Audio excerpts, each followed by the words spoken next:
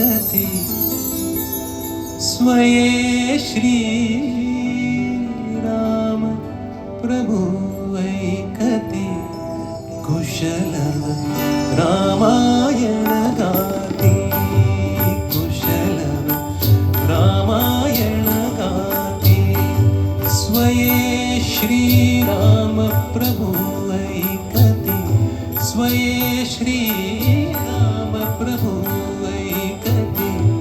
कुशलव रामायण गाते कुशलव रामायण गाते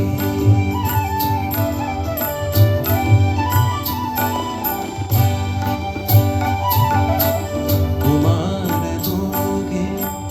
एक वयाचे सजीव पुतळे रघुरायाचे कुमार दोघे एक वयाचे सजीव पुतळे